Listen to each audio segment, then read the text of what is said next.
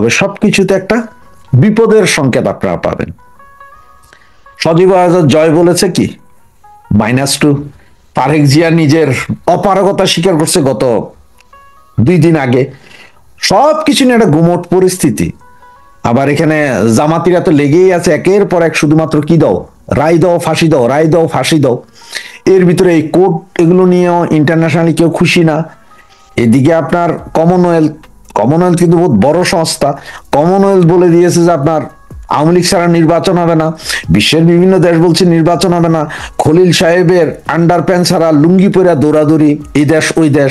সেইখানে আবার সিআই এর পদকপ্রাপ্ত কাতারের আমিরের সবচেয়ে বিশ্বস্ত লোক, ওনারা যে ওখানে কথা বলা, 2 দিন আগে পাকিস্তানি গোয়েন্দা সংস্থার লোক মারা যাওয়া এবং আরো 9 জন পাকিস্তানি গোয়েন্দা সংস্থার লোককে কুমিল্লা থেকে উঠিয়ে নিয়ে যাওয়া, এগুলো সব মিলাইলে আপনারা বুঝতে পারবেন যে বাংলাদেশে এখন অনেক কিছুই ঘটছে।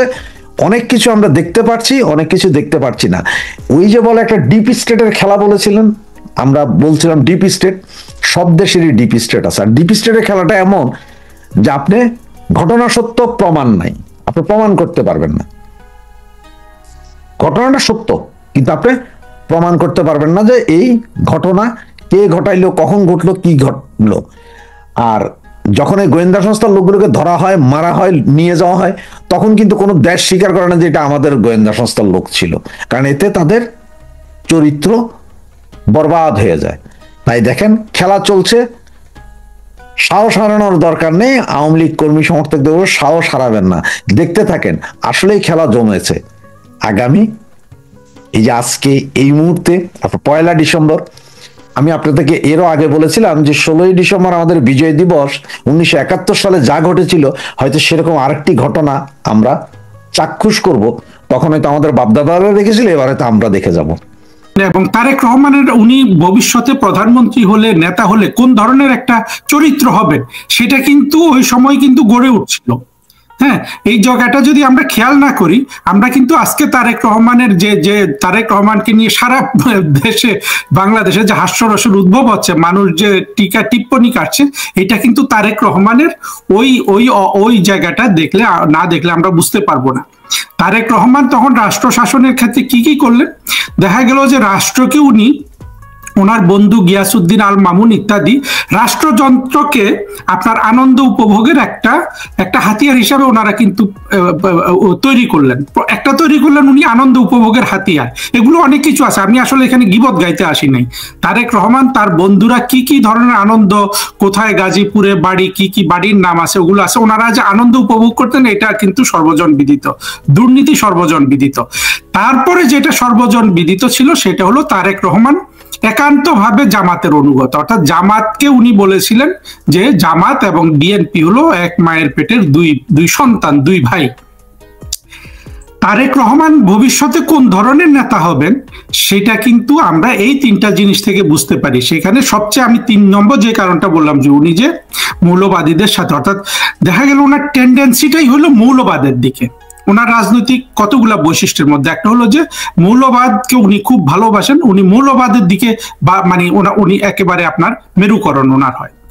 তারপরে আরেকটা জিনিস আমরা দেখলাম, এই 2004 সালে তো 21শে আগস্ট গ্রেনেড হামলা করে আপনার প্রধানমন্ত্রী শেখ হাসিনা এবং আওয়ামী লীগের পুরো নেতৃত্বকে আপনার উড়িয়ে দেয়া, এটা বাংলাদেশের মানুষকে আমরা বুঝাইতে পারিনি। আমরা বলতে আমরা যারা মুক্তিযুদ্ধের পক্ষে শক্তি আছি, বা আমাদের এই যে আজকে যত কথা জঙ্গিরা বলে প্রধানমন্ত্রী শেখ হাসিনা সরকারের বিরুদ্ধে বিষোদ্গার করেছে, যে উনি আপনার মানবাধিকার লঙ্ঘন করেন, গুম খুন করেন, এসব বলেছে। কিন্তু আপনি যদি শুধু 2004 সালের 21শে আগস্টের সেই গ্রেনেড হামলা, এই গ্রেনেড হামলার নারকীয়তা, এর ভয়াবহতা এবং এর যে ডিজাইন, অর্থাৎ পুরো আওয়ামী লীগ নেতৃত্বকে উড়িয়ে দেওয়া, শেখ হাসিনাকে উড়িয়ে দেওয়া, এইটার যে অপরাধের মাত্রা একটা জাতীয় জীবনে, হ্যাঁ, এই অপরাধের মাত্রা যদি আপনি হিসাব করেন প্রধানমন্ত্রী শেখ হাসিনার 16 বছরের শাসনামলে যা কিছু হয়েছে একেবারে সবগুলো যদি আপনি এক পাল্লায় দেন, হ্যাঁ, আর 21শে আগস্টের অপরাধটাকে যদি আপনি এক পাল্লায় দেন, এই 21শে আগস্টের এই তারেক রহমান বিএনপির এবং জঙ্গিদের অপরাধটা যদি 1 কেজি হয়, প্রধানমন্ত্রী শেখ হাসিনা সরকারের যত অপরাধ আমরা কল্পনা করি জঙ্গিরা প্রচার করে এবং মানুষকে বিশ্বাস করানো হয়েছে তা 1 তোলা হবে না। বাংলাদেশের ইতিহাসে এই 21শে আগস্ট গ্রেনেড হামলা আপনার সব ধরনের সম্ভাবনাকে নাকচ করে দেয়। আপনি দেখেন প্রধানমন্ত্রী শেখ হাসিনা একেবারে আইন কানুন মেনে একটা তত্ত্বাবধায়ক সরকারের হাতে ক্ষমতা দিয়ে এসেছেন। ক্ষমতা এসে তারেক রহমানরা কি প্ল্যান করলো যে আওয়ামী লীগকে উড়িয়ে দিতে হবে। তারপরে তারা আরেকটা বুদ্ধি করলো কি, এতেও তারা সন্তুষ্ট হলো না। প্রধানমন্ত্রী শেখ হাসিনাকে একদিকে প্রধানমন্ত্রী শেখ হাসিনাকে উড়িয়ে দেওয়া, আওয়ামী লীগের নেতৃবৃন্দকে উড়িয়ে দেওয়া, আরেকটা অপরাধ করে বসলো যেটা বাংলাদেশের ইতিহাসে একেবারে এর কনসিকুয়েন্স খুবই ডিপ রুটেড হয়ে গেছে, অর্থাৎ আপনার খুবই বড় হয়ে গেছে। সেটা হলো বিচারপতিদের বয়স বাড়িয়ে আপনার হাসান নামে একজন দক্ষিণপন্থী, লোকটাকে ভালো বলে, আমি খারাপ বলতে যাব না, অর্থাৎ দক্ষিণপন্থী এক বিচারপতি যে 1984-82 সালে আপনার বিএনপি সদস্য ছিল, তাকে আপনার তত্ত্বাবধায়ক সরকারের প্রধান করার জন্য তারেক রহমানরা অর্থাৎ বিএনপি এই কাজটা করলেন। তাহলে দেখেন এই যে কয়েকটা কাজ ওনারা করলেন, একটা হলো যে আপনার 21শে আগস্টের গ্রেনেড হামলা, তারপরে পরবর্তীতে এই তত্ত্বাবধায়ক সরকারকে ম্যানিপুলেট করা, অর্থাৎ কে তত্ত্বাবধায়ক সরকারের প্রধান হবেন সেটা নিশ্চিত করা।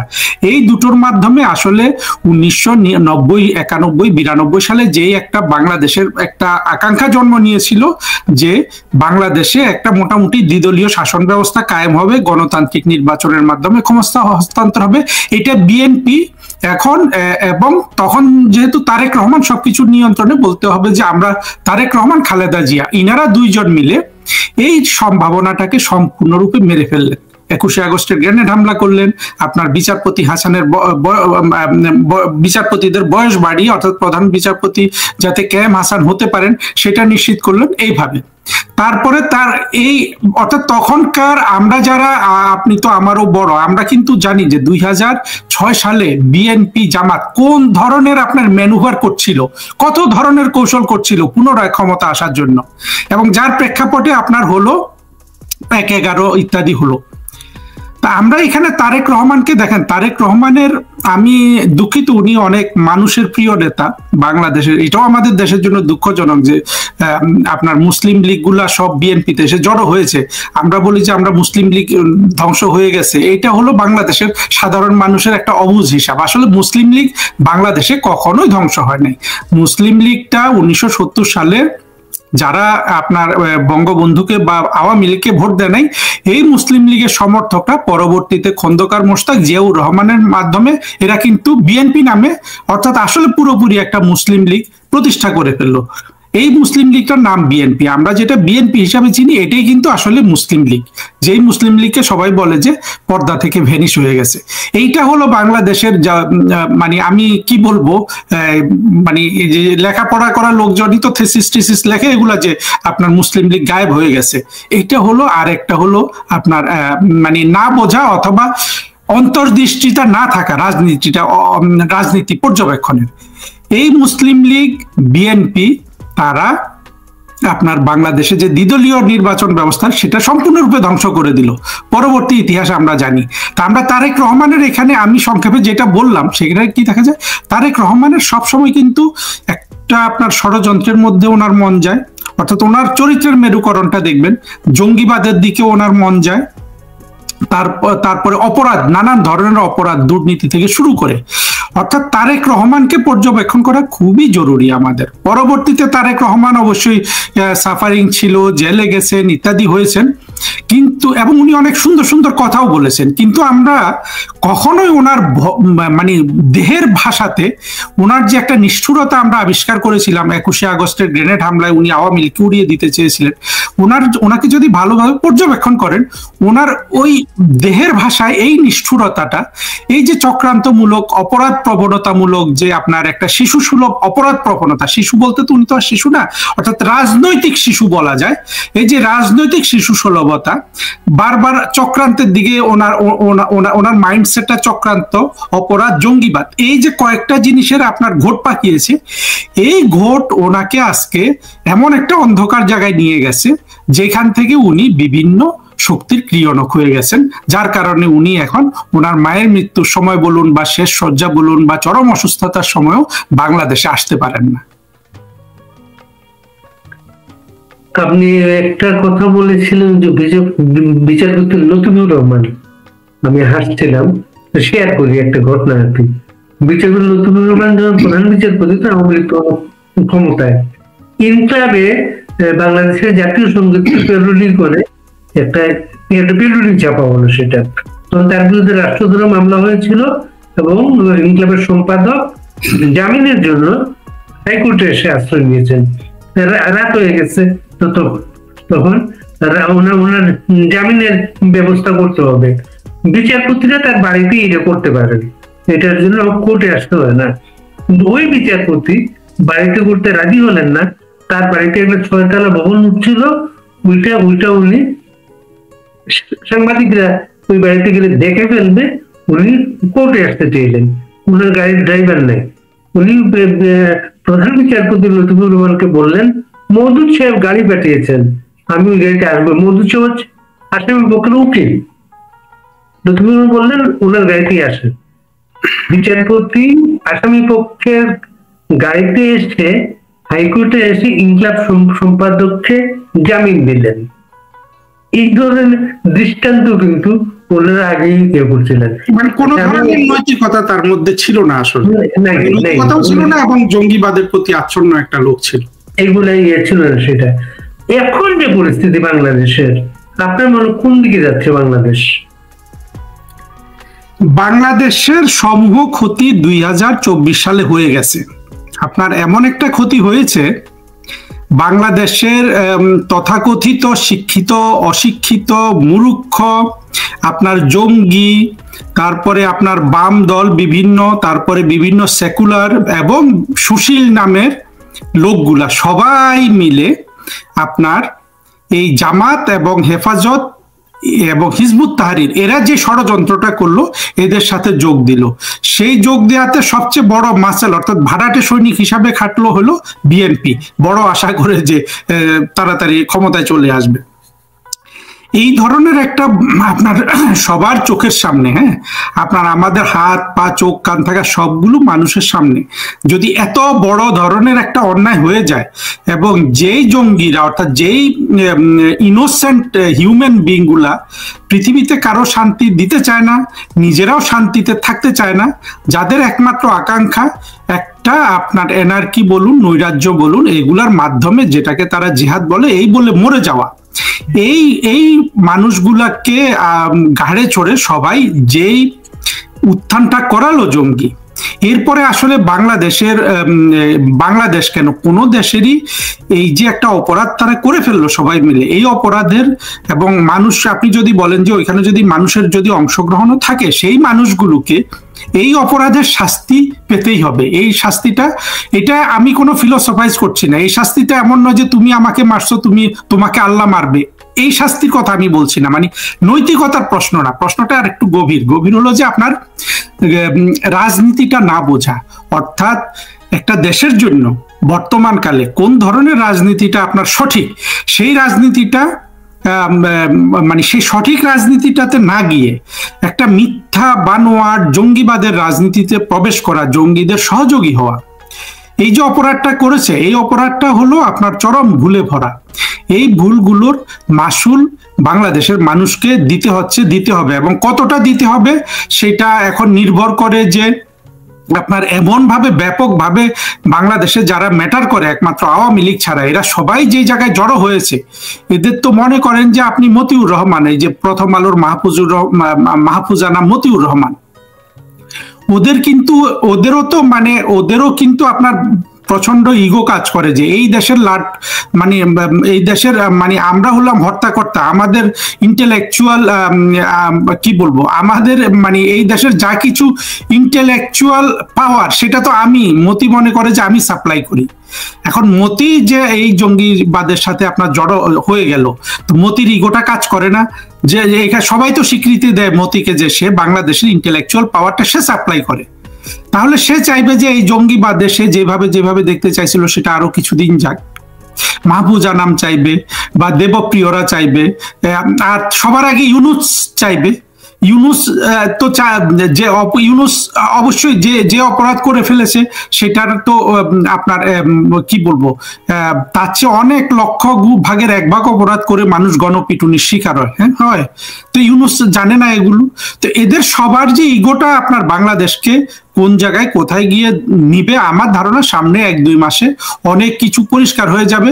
তবে আখেরে অর্থাৎ এই যে আপনার যে অপরাধটা এরা সবাই মিলে করলো, এই অপরাধের সেই সাজাটা আমরাও ভোগ করছি, আমরা তো সবচেয়ে বেশি ভোগ করছি, কিন্তু চূড়ান্ত সাজাটা ওদেরকেই ভোগ করতে হবে। এবং এই নৈরাজ্যের সময়টা চলে গেলে আমি মনে করি বাংলাদেশ খুব ভালো দিকে যাবে এবং চিরতরে এই নৈরাজ্যকারীরা, বিশেষ করে 1971 সালের পরাজিত শক্তিরা, এইবারে আমরা যদি বিশেষ করে আওয়ামী লীগ যদি একটু মাথা খাটিয়ে যদি সামনের দিকে এগোয়, এরা এবারে যেভাবে পড়বে, যে শাস্তি ওরা পাবে, যেভাবে ওরা ধ্বংস হবে, তারপর এরা কিন্তু আর কখনো মাথা তুলে দাঁড়াতে পারবে না। এবং এই স্টেকটা ওদের, এবং অপরচুনিটিটা হলো আওয়ামী লীগের। আওয়ামী লীগ সেটাকে যদি ভালোভাবে ক্যাপিটালাইজ করতে পারে তাহলে রাষ্ট্র তাড়াতাড়ি মুক্ত হবে। আর যদি তাদের এইটা ক্যাপিটালাইজ করাতে যদি আপনার প্রজ্ঞার কিছুটা ঘাটতি থাকে, তাহলে বাংলাদেশ মুক্ত হতে একটু সময় লাগবে। আপনার প্রস্তাবটা কি আওয়ামী লীগের উদ্দেশ্যে? আমার প্রস্তাব হলো আওয়ামী লীগকে মূলে ফিরে যেতে হবে। সেটা আমি একেবারে শুরু থেকে বলছি, আওয়ামী লীগ হয়তো অনেক ধরনের পরীক্ষা নিরীক্ষা করেছে, কিন্তু আমরা দেখেছি জাতির পিতাকে জঙ্গিরা মেরেছে, অর্থাৎ 1971 সালের পরাজিত শক্তিরা মেরেছে। আমাদের জন্য দেখেন, এটা জঙ্গিদের জন্য খুবই বড় শক্তি যে বাংলাদেশের 1971 সালের যারা স্বাধীনতা বিরোধী, এরা দৈবক্রমে অর্থাৎ কাকতালীয় ভাবে এরা জঙ্গি, অর্থাৎ এরা মৌলবাদী জঙ্গি এবং স্বাধীনতা বিরোধী। আপনার একটা রাষ্ট্রে তো স্বাধীনতা বিরোধী হওয়াটাই একটা অপরাধ, কাকতালীয় ভাবে এরা হয়ে গেছে জঙ্গি। তো দুটো জঙ্গি হওয়াতে জঙ্গিদের একটা ইনহেরেন্ট আপনার ক্যাপাসিটি আছে, যখন কেউ যদি মরে যেতে চায় যে কোনো জায়গায় গিয়ে আমি একটা ট্রাক উড়িয়ে দিব, আমি একটা বোমা উড়িয়ে দিব, এই শক্তিটাকে তো আপনার মার্কিন যুক্তরাষ্ট্র ভয় পায়, হ্যাঁ, আপনার রাশিয়া ভয় পায়, চীন ভয় পায়, পৃথিবীর সবাই কিন্তু ভয় পায়। এটা শুধু আমরা যে ভয় পাই তাই না। তো এই শক্তিটা ওদের সাথে জড়ো হয়েছে, তাহলে ওখানে আপনার ডাবল ক্রাইম এখানে জড়িত হয়ে গেছে বাংলাদেশের স্বাধীনতা বিরোধীদের মধ্যে। একটা হলো তারা স্বাধীনতা বিরোধী, আর একটা হলো তারা কমন ক্রিমিনাল অর্থাৎ জঙ্গিবাদ। এই জিনিসটাকে মোকাবেলা করতে হলে আওয়ামী লীগকে যে জায়গাটায় ফিরে যেতে হবে যে বঙ্গবন্ধুকে এরা মেরেছে, আপনার প্রধানমন্ত্রী শেখ হাসিনাকে আপনার ক্ষমতা থেকে উচ্ছেদ করেছে সম্পূর্ণরূপে মিথ্যা অপবাদ দিয়ে। ফলে আমাদের মুক্তিযুদ্ধের চেতনায় আমাদেরকে দৃঢ় থাকতে হবে এবং জঙ্গিবাদের বিরুদ্ধে আপনার সর্বোচ্চ প্রজ্ঞা নিয়ে আওয়ামী লীগকে এগিয়ে যেতে হবে। এই জন্য জঙ্গিবাদকে বুঝতে হবে, জঙ্গিবাদ কেন হয়। এবং দেখেন, এটা আওয়ামী লীগের জন্য খুবই সোজা যদি আওয়ামী লীগ একটু মাথা খাটিয়ে যায়। কারণ হলো এই স্বাধীনতা বিরোধী জঙ্গিবাদ যারা, এই জঙ্গি মৌলবাদী, পৃথিবীতে এদের আসলে কোনো প্রকৃত বন্ধু নাই। এরা এক ধরনের ভাড়াটিয়া। আজকে হয়তো এদেরকে আপনার ইউনুস ব্যবহার করবে, মার্কিন যুক্তরাষ্ট্র ব্যবহার করবে, পাকিস্তান ব্যবহার করবে, কিন্তু কেউ এদেরকে বন্ধুরূপে গ্রহণ করবে না।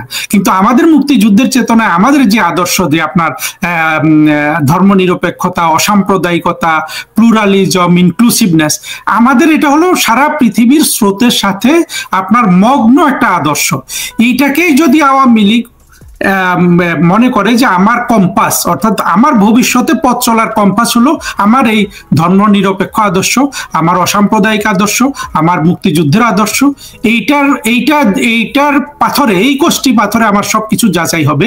আর এই কোষ্ঠী পাথরে যে টিকবে সে আওয়ামী লীগের নেতা থাকবে, এই কোষ্ঠী পাথরে যে টিকবে না সে আওয়ামী লীগের নেতা থাকবে না। হ্যাঁ, এই আদর্শের মধ্যে যে কৌশল পড়বে না সেই কৌশল আমি করব না, এই আদর্শের মধ্যে যে কৌশল পড়বে সেই কৌশল আমি করব। দীর্ঘমেয়াদে, স্বল্প মেয়াদে যদি এই পথে আওয়ামী লীগ থাকে, আওয়ামী লীগের ভবিষ্যৎ বিজয়, আওয়ামী লীগের বিজয়টা এমনিতে হবে। অর্থাৎ আপনার এখানে আওয়ামী লীগের বড় সুবিধাটা হয়ে গেছে কি, সুবিধা এবং এটা তার দুর্বলতাটাকে তাকে সঞ্চয় করতেও সহযোগিতা করছে। অর্থাৎ এই যে জঙ্গিরা আপনার এক জায়গায় জড়ো হয়ে গেল বাংলাদেশের, এই নেগেটিভ শক্তিটা কিন্তু এমনিতেই পতন ঘটবে, এটা আপনি চাইলেও পতন ঘটবে, না চাইলেও পতন ঘটবে। সুতরাং এটা আওয়ামী লীগের জন্য এক ধরনের সুবিধা। কিন্তু আবার আওয়ামী লীগের দুর্বলতাগুলো কাটিয়ে ওঠার ক্ষেত্রে এই যে তাদের এই সুবিধাটা হয়তো এক ধরনের আপনার ঋণাত্মক নিয়ামক হিসাবে কাজ করে আর কি। আওয়ামী লীগকে সর্বোচ্চ প্রজ্ঞা এবং সতর্কতার এবং মুক্তিযুদ্ধের চেতনা এবং আপনার ভবিষ্যৎমুখী চেতনার বাইরে যাওয়াটা ঠিক হবে না। এটার মধ্যে থেকে তারা কাজ করলে তারা দ্রুত সাফল্য পাবে।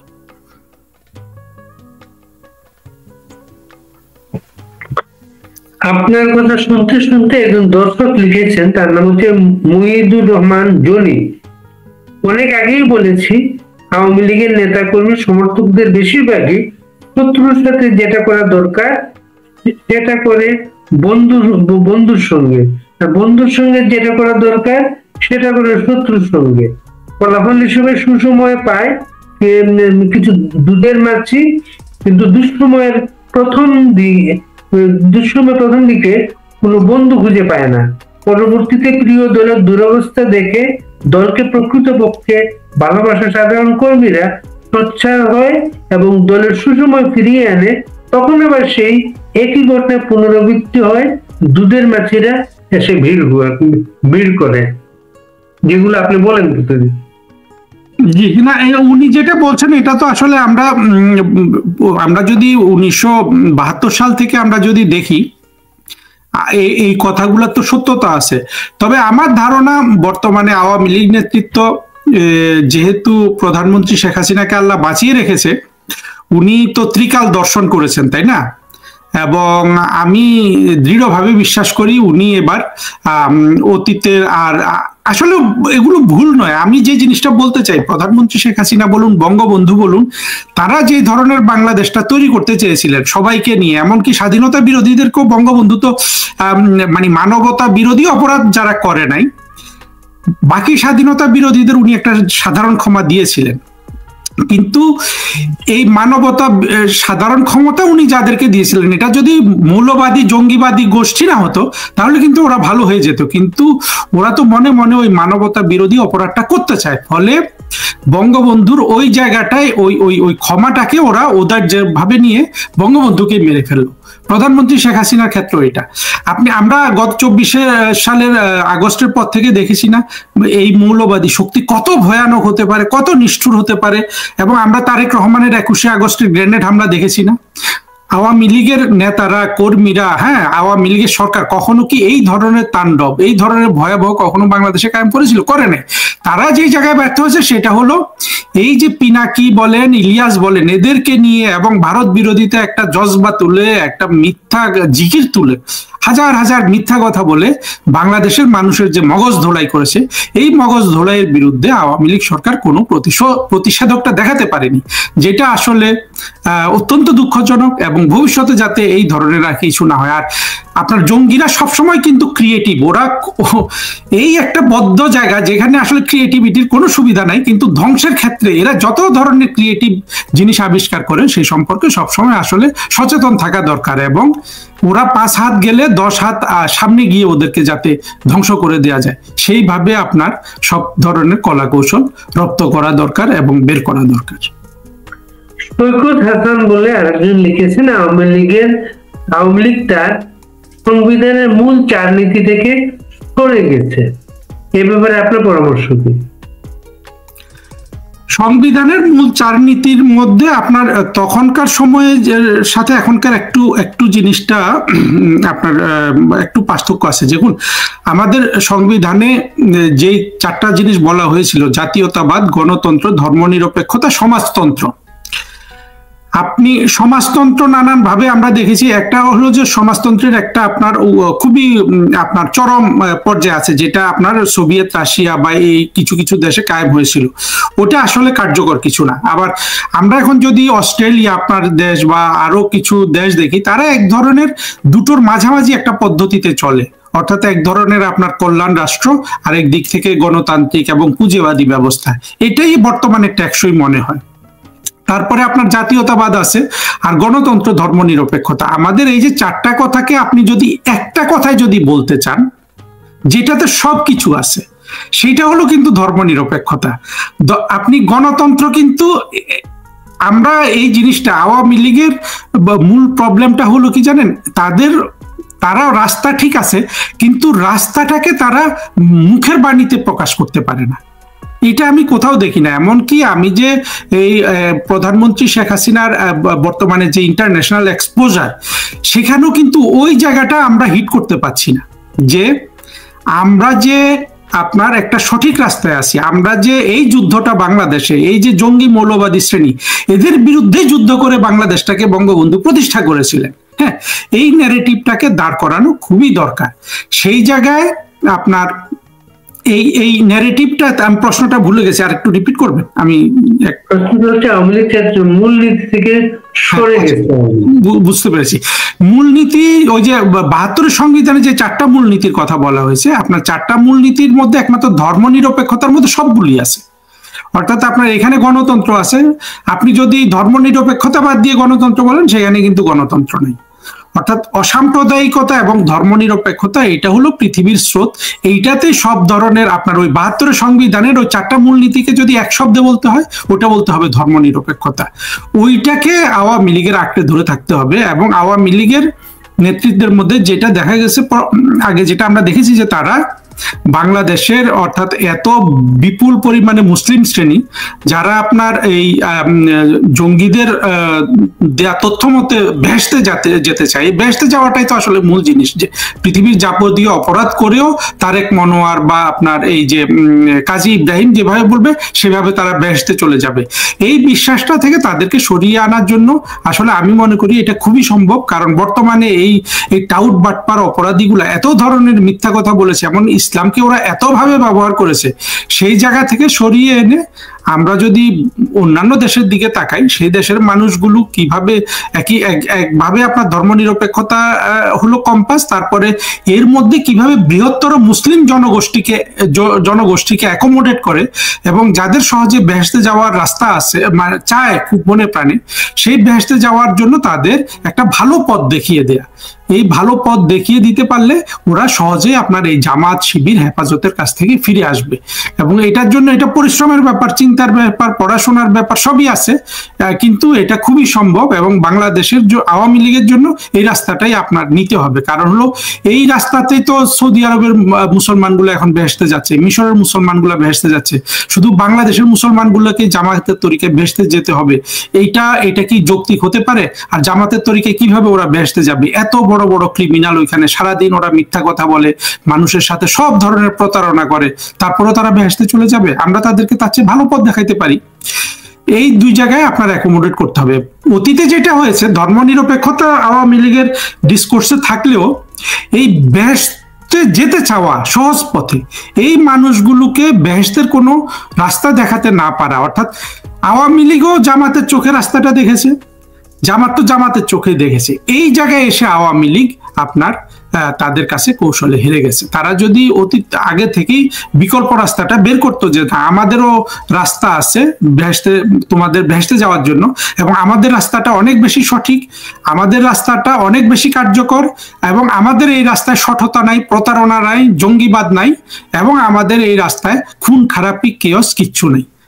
মানুষ যদি বুঝতে পারে যে সে বেহেশতে যাবেই তার রাস্তায়, সে এদিকে ফিরে আসবে। সে কেন জামাতের সারাক্ষণ, আপনি দেখেন না বাড়ি ভাই, আজকে দেখেন ফরহাদ মজার, জামাতের যারা আপনার এই জঙ্গিরা, পিনাকি, এরা কে দেখেন, অদ্ভুত ব্যাপার। এইখানে এদেরকে তো এখন মানে এরা যে সত্যিকারে এরা যে এই পথে যে গণমানুষ যে বেহেশতে যাবে না, এটা তো এখানে বোঝা যায়। দেখেন একটা হিন্দু, একটা নাস্তিক, হ্যাঁ, কতগুলা নাস্তিক ওইখানে একত্র হয়েছে। ওই যে শহীদ যে ছবি তোলে যে ছেলেটা, ওই যে বুড়াটা, হ্যাঁ, এ তো নাস্তিক।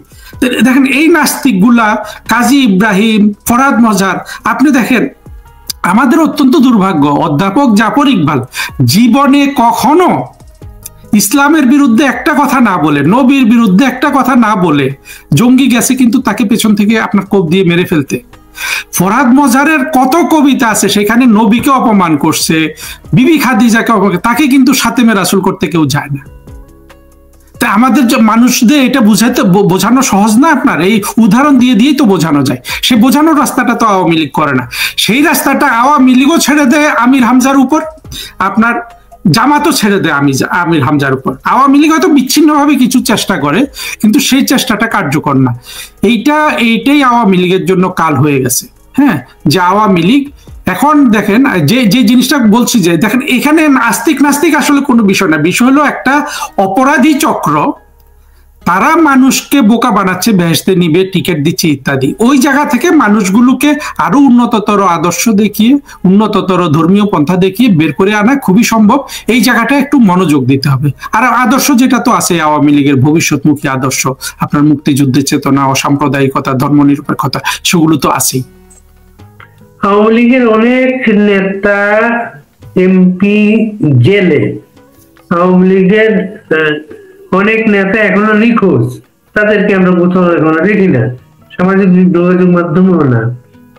যারা সামনে আছেন তাদের অনেকের বিরুদ্ধে আপনি লিখেন সবসময়, বিকল্প কি এখানে তাদের? দেখেন আমি লিখি সবসময়, কিন্তু আমি বারবার একটা নাম মেনশন করি। আগে দুটো নাম মেনশন করতাম, ওবায়দুল কাদের, হাসান মাহমুদ। হ্যাঁ, কেন মেনশন করতাম? দেখেন, মেনশন করা একটা উদাহরণ তৈরি করার জন্য দরকার, কিন্তু আসলে গণহারের নাম বলে তো এখানে আমাদের কারোই উদ্দেশ্য না। এবং আমি ওবায়দুল কাদের সম্পর্কে যা বলি, এটা যে ওনার উপর সব ন্যায় হচ্ছে তাও না, কিন্তু বিষয়টা হলো যে বিশাল একটা ব্যর্থতা তো আছে। এই ব্যর্থতার কারণে তো শুধু আওয়ামী লীগ ক্ষতিগ্রস্ত না, জননেত্রী শেখ হাসিনা অপমানিত হয়েছেন তা না, কোটি কোটি বাংলাদেশের মানুষ সাফার করছে। হ্যাঁ, সবচেয়ে বড় কথা, বাংলাদেশটা ধ্বংস হয়ে মানে একেবারে বিশাল ধ্বংসযজ্ঞের মধ্য দিয়ে গেছে। এই ক্ষেত্রে আমি হাসান মাহমুদ সাহেবকে আমি ধন্যবাদ দিব। আমি জানি না উনি কিন্তু সেইভাবে, আর কিন্তু ইনারা যদি অনেক বড় মেধাবী নেতা হন, আমি তো বলছি না যে ওবায়দুল কাদেরকে আওয়ামী লীগের সাধারণ সম্পাদক থাকতে পারবে না, থাকুক। উনি যদি প্রয়োজনীয় হন, প্রধানমন্ত্রী শেখ হাসিনার জন্য কাজ করুক। কিন্তু যেহেতু ওনাদের কথা শুনে সারা বাংলাদেশ বিরক্ত হয়েছে 15-16 বছর ধরে, বিশেষ করে গত 7-8 বছর, ওনাদের জনসমক্ষে কথা বলার দরকার নেই। কথা বলার জন্য এখন যে অনেক জনপ্রিয় ইয়াংস্টাররা বের হয়ে আসছে না, আপনি যে নফেল সাহেবকে দেখেন, তারপরে আরাফাত সাহেবকে দেখেন, এরা তো সুপারস্টার বাংলাদেশি। ইনারা যদি কথা বলে আর কি লাগে? তারপরে আপনার এই যে ডাক্তার হাবিবে মিল্লাত, এরা তো সংবেদনশীল ভাবে কথা বলতে পারে। আরো অনেকে আছে। আসলে কাউর নাম বলে কাউকে উপরে তোলা, কারোর নাম বলে কাউকে ছোট করা উদ্দেশ্য না। উদ্দেশ্যটা হলো যে আওয়ামী লীগকে এমন ভাবে অ্যাকশন নিতে হবে, কার্যকর হতে হবে, যে তার মূল সবার আপনার সম্মিলিত চেষ্টাটা যেন একটা পজিটিভ ইম্প্যাক্ট পড়ে সমাজে, রাষ্ট্রে। বিশেষ করে তাদের যেসব কর্মীরা, যারা আজকে সত্যিকার অর্থে যারা সাফারার, যারা রাস্তায় আজকে আন্দোলন গড়ে তোলার চেষ্টা করছে, যারা জেল জুলুম খেটেছে, যাদের বাড়িঘর জ্বালিয়ে দিচ্ছে, এরা কিন্তু সাধারণ কর্মী। এরা কিন্তু কোনো ধরনের সরকারি সুযোগ সুবিধা পেয়েছে, সেটা থাকতেও পারে, কিন্তু বেশিরভাগই পায়নি। তাদের প্রতি জুলুম করা হবে না। যদি আজকে ওবায়দুল কাদের সাহেবের মানে উনি কথা বলতে আসলে, যদি দেখেন ফেসবুকে আপনি দেখবেন যে ওবায়দুল কাদের কথা বললে 5 লাখ ভোটার কমে, কিন্তু জিনিসটা যদি গুজব হতো তাহলে তো ব্যাপারটা তো সত্য। এখন যদি ওনার মতো এত বড় একজন নেতা, যদি উনি না বোঝেন যে ওনার কথা শুনলে এই দেশের মানুষ বিরক্ত হয়েছে, এখনো বিরক্ত হয়, তাহলে এটা আওয়ামী লীগের উপর ওনার জুলুম না? সেই জুলুমটা তো ওনাকেই বন্ধ করতে হবে। তারপরে উনি যদি উনি সাধারণ সম্পাদক থাকতে পারেনি, তাই না, মানে কথা উনি বলতে পারেন, আগে বিজয়টা হোক না। অর্থাৎ আমরা যারা সবাই এখন আওয়ামী লীগের জন্য চেষ্টা করছি, আপনি কত চেষ্টা করছেন, তাই না? একেবারে আমার তো তবুও চাকরিতে ফিরে যাওয়ার একটা স্বার্থ আছে, আপনার তো কোনো স্বার্থই নাই। শুধু আপনি একটা মুক্তিযুদ্ধের চেতনাটাকে ভালোবাসেন, আপনি বাংলাদেশকে ভালোবাসেন, এই জন্য আপনার আর কোনো স্বার্থ নাই। তাহলে আমাদের এই ধরনের কত মানুষ আজকে চেষ্টা করছে, এই চেষ্টাগুলোকে উনি যদি দুটা কথা বলে একটু ক্ষতিগ্রস্ত করেন, এটা কি ওনার জন্য উচিত হচ্ছে? আমি ওনাকেই প্রশ্নটা করি, তাই না? সেই জায়গাটা তো ওনাকে সেন্সিবল হতে হবে। তারপর যারা ভালো কথা বলতে পারেন, যারা কানেক্ট করতে পারেন মানুষের সাথে, হ্যাঁ, সেই মানুষগুলোকে কথা বলতে দেন। কথাই তো অনেক ক্ষতি করেছে আসলে আওয়ামী লীগের। তো সেক্ষেত্রে আমি হাসান মাহমুদ সাহেবকে আসলে আমি বলবো যে ওনার তো বয়সও কম, বিশেষ করে ওবায়দুল কাদের তুলনায় ভবিষ্যতে অনেক বড় ক্যারিয়ার পড়ে আছে। তো আমি বলবো যে আমি ওনাকে ধন্যবাদ দিতে চাই যে উনি উনি বুঝেছেন আসলে হয়তো ব্যাপারটা, আমি জানি না, আমার সাথে কারো কোনো যোগাযোগ নাই, কিন্তু আমি বলবো যে উনি প্রজ্ঞার পরিচয় দিয়েছেন এবং ওবায়দুল কাদের সাহেব থেকে আমরা সেই প্রজ্ঞাটা দেখতে চাই। আমরা কি চাই? আমরা এখানে চাই যে আওয়ামী লীগ দ্রুত ক্ষমতায় ফিরে আসুক, আমরা বাংলাদেশটাকে ভালো জায়গায় দেখতে চাই। সেখান থেকে ওবায়দুল কাদের সাহেবেরও তো চাওয়ার নিশ্চয় সেটা। সেই ক্ষেত্রে উনি সাধারণ সম্পাদক ছিলেন কতটা, ওনাকে এসে আবার মানুষকে বিরক্ত করতে হবে কেন, তাই না? জীবনে তো সবই পেয়েছেন, মন্ত্রী হয়েছেন, আওয়ামী লীগে তো আর প্রেসিডেন্ট হইতে পারবেন না, সাধারণ সম্পাদক হয়েছে, আর অপ্রাপ্তিটা কোথায় আছে, তাই না? এখন তো ওনার এমন কোন রোল প্লে করা উচিত যেটাতে আওয়ামী লীগ ক্ষতিগ্রস্ত না হয়ে লাভবান হয়, তাই না? আপনি একজন পেশাদার কূটনীতিক, এর জন্য দুটো প্রশ্ন সাম্প্রতিককালে, যেটা শেখ হাসিনার আমলে বাংলাদেশ কোন ধরনের মানে নিরাপত্তা চুক্তি কোথাও গিয়ে করে নাই। এই সরকার কলম্বো সামিটে গিয়ে যেটা করছে, এই বিষয়টা আপনি কিভাবে দেখেন? আর হচ্ছে দোহায় যে আপনার রজার খলিল ভারত থেকে এসে দোহায় চলে গেলেন, এই দুটো বিষয়কে আপনি কিভাবে দেখেন? দেখেন, এখন এই জায়গাগুলোতে আমি তো সাধারণত আসলে যে জিনিসটা সত্যিকারের কি ঘটেছে ঘটেনি এটা তো কেউ জানে না, সবাই একটা অনুমানমূলক বিশ্লেষণ দেয়। আমি সাধারণত অনুমানগুলোকে অনুমান করতে চাই না, আমি একটা আরো আপনার গভীর জায়গা থেকে দেখতে চাই। প্রধানমন্ত্রী শেখ হাসিনা যে কূটনীতি ছিল, অর্থাৎ রাষ্ট্রনায়ক হিসাবে আমাদের জানেন কি বাংলাদেশের এই যে একটা বৈপরীত্য, এই যে একটা সঠতা, দেখেন একটা যেই সরকার প্রধান মানুষকে ভালোবাসে, দেশকে ভালোবাসে, সেই সরকার প্রধানের বিরুদ্ধে জঙ্গিরা গিয়ে কিছু মানুষকে নিয়ে সেই সরকারটাকে ফেলে দিল, এমন একজনকে এনে সরকারে বসালো। এবং জঙ্গিরা এই কথাগুলো অনেক বলেছে, আসলে রিপিট হয়ে যায়, যে লোকের আসলে দেশপ্রেমের কোনো ইয়ে নাই। আপনি দেখেন বন্দর দিচ্ছে, ইয়ে দিচ্ছে, তার কেউ কি তাকে সমর্থন করছে না। সত্যিকারে এটা বাংলাদেশের মানুষের উপর একটা প্রাকৃতিক বিচারও, তারা মিথ্যা অপবাদ দিয়ে দিয়ে মিথ্যা কথা শুনে কোনো ধরনের যাচাই বাছাই না করে, হ্যাঁ, শেখ হাসিনা সরকারের বিরুদ্ধে যেভাবে গেল, ঠিক দেখেন ওই জিনিসগুলা ঘটলো, যে অপবাদগুলা শেখ হাসিনাকে দিত, শেখ হাসিনা যেটা একটাও করেনি, হ্যাঁ, সেই জিনিসগুলো এসে ইউনুস করলো। দেশ বিক্রি বলতে যা যা করা লাগে, দেশের আপনার সব ধরনের স্বার্থ বিরোধী কাজ করতে যা যা করা লাগে, সবকিছু কিন্তু ইউনুস করলো। অর্থাৎ ওই লোকগুলা, এটা যদি আপনি নৈতিকতার দিক থেকে বলতে পারেন, এটা আল্লাহর বিচার যে তোমরা একটা ইনোসেন্ট নেতাকে বা ইনোসেন্ট প্রধানমন্ত্রীকে এইভাবে অপবাদ দিয়েছো। দেখো 2 দিন পরে, অর্থাৎ গত 14 মাসে সব যত অপরাধের কথা বলে, মিথ্যা কথা বলে শেখ হাসিনা সরকারকে ফেলে দিল, সবগুলো অপরাধ ইউনুস করলো। আর সেখানে দেখেন সবগুলা কিন্তু বিদেশি নাগরিক। ইউনুস হয়তো 7-8 দেশের নাগরিক, ইউনুস তো কখনো বাংলাদেশি পাসপোর্টে ভিজিটও করতো, মানে তার ট্রাভেলও করতো আপনার বিদেশি। রজার খলিল বিদেশি নাগরিক, এরা এখন হয়তো বাংলাদেশি পাসপোর্ট ব্যবহার করে, কিন্তু ওইখানে তো আপনার সরকার প্রধান হয়ে গেলে তো বাংলাদেশি পাসপোর্ট তার 2 মিনিটে চলে আসে, কিন্তু আবার যখন পালিয়ে যাবে, আবার বিদেশি পাসপোর্ট নিয়ে পালিয়ে যাবে। এটা বাংলাদেশের মানুষের জন্য একটা ভালো শিক্ষা।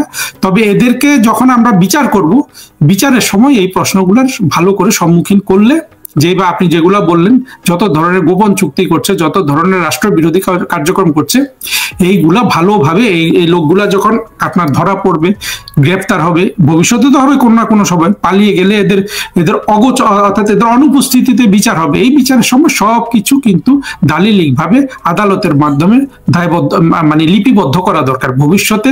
কারণ পৃথিবীর ইতিহাসে কোথাও আমি পড়িও নাই, এবং আমার যে বয়স বা আমরা দেখি নাই যে এইভাবে আপনার সত্যিকার অর্থে স্বাধীনতা বিরোধী, জঙ্গি, রাষ্ট্র বিরোধী অপরাধীরা একটা রাষ্ট্রকে এত সহজে দখল করে ফেলতে পারে। এই জিনিসটা কিন্তু আমরা কোথাও দেখিনি। ফলে এটাকে সেভাবে ট্রিট করে, সেভাবে গুরুত্ব দিয়ে এই ইতিহাসটা বাংলাদেশের ভবিষ্যৎ প্রজন্মের জন্য লিপিবদ্ধ করতে হবে। প্রধান উপদেষ্টা প্রেস সচিব বলেছেন যে স্বরাষ্ট্রমন্ত্রী আসাদুজ্জামান কামালকে দিয়ে ভারত থেকে নিয়ে আসা শুরু হবে আওয়ামী লীগ নেতাদের আর কি। এরপরই আজকে আবার পররাষ্ট্র উপদেষ্টা বলেছেন আসাদুজ্জামান কামালের কোনো অবস্থা নিয়ে আমরা জানি না এবং এই ব্যাপারে তিনি অবহিত না। কি বলবেন? বাড়ি ভাই, এই ডাস্টবিনের কথাও বলতে হয় আমাদেরকে। এটা আমাদের জন্য আসলে, আপনার জন্য লজ্জাজনক, আমার জন্য লজ্জাজনক যে এই ডাস্টবিন ছেলেটাকে নিয়ে আমাদের কথা বলতে হয়। কথা এখানে যেটা, আমি শুধু আপনার দর্শকদের স্মরণ করিয়ে দিব যে ওই 24-এ যারাই জড়ো হয়েছে এগুলা একদিক থেকে জঙ্গি, আর নিয়ে এসছে টাউট বাটপার। এটাও কিন্তু আপনার একটা মানে মাইন্ড সায়েন্স, মানে সায়েন্স অফ মাইন্ড, মানে মন যে বিজ্ঞানে চলে সেই বিজ্ঞান যারা পড়াশোনা করে, আমি কিছু করেছি, আমি এটা খুব ভালো বুঝি। আপনার সবসময় লাইক মাইন্ডেড মানুষগুলো জড়ো হয়। এই পুরো জিনিসটা যেহেতু একটা জোচ্চুরি হয়েছে, একটা ষড়যন্ত্র, হ্যাঁ, টাউট বাটপার, একজন মরে যাচ্ছে, 50 জন মরে গেছে বলে বলা হয়েছে, এখনো বিচার করছে, কিন্তু কতজন মারা গেছে এরা কিন্তু কখনো পিন পয়েন্ট করে নাই, কেউ এখনো 1,500 বলে। আসলে আমার ধারণা, প্রকৃত পক্ষে যদি হিসাবটা করা হয়, এই মৃত্যু হয়তো 200-250-র বেশি কখনোই হবে না, এবং এর বেশিরভাগ হয়েছে জঙ্গিদের গুলিতে জঙ্গি মারা গেছে, আর কিছু সাধারণ মানুষ মারা গেছে, শিশু টিশু এরা তো জঙ্গিরা মেরেছে, এটা প্রমাণ হয়ে গেছে। এই টাউট বাটপার গুলো এক জায়গায় এসে এই একই টাউট দেখা যাচ্ছে। এই যে ডাস্টবিন ছেলেটা যে টাউট, এটা তো আসলে আর প্রমাণ করার কিছু নাই, তাই না? তো ইউনূসের জন্য একটা সারিন্দা বাজানোর জন্য এই পরিমাণ যে টাউটও একটা থাকতে পারে, এটা আমরা দেখলাম। আর ডাস্টবিনের কোনো কথার কি আসলে কোনো গুরুত্ব আছে? বরঞ্চ তৌহিদ সাহেবের কথা বলবো যে তৌহিদ সাহেব তো আর ওই ধরনের টাউট মানুষ না, যদিও উনি কেন এই ভুল পথে গেলেন এবং ভবিষ্যৎটা উনি নষ্ট করলেন। বয়স্ক মানুষদের তো 70-72 হয়ে গেছে, এখন তো ফাঁসির দড়ি গলায় পড়লে, কিন্তু এখন তৌহিদ সাহেব তো আর টাউটগিরি করতে পারেন না, উনি সত্য কথাটা বলেছেন, আর ডাস্টবিনের কথা বলেছে।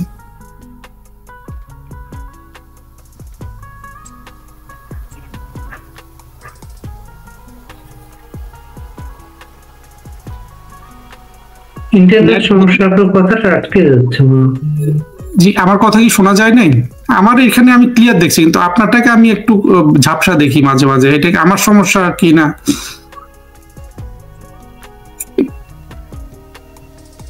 আপনার কথাটা আটকে যাচ্ছে মাঝে মাঝে। না, ওইখানে যেটাই বললাম যে আসলে দেখেন, টাউটের কথা বলেছে ডাস্টবিন, আর যেহেতু তৌহিদ সাহেব টাউট না, উনি সঠিক কথাটা বলেছেন। এখানে বোঝা যায় যে আসলে কামাল সাহেবের টিকিটই ধরার ক্ষমতা ইউনূসের নাই।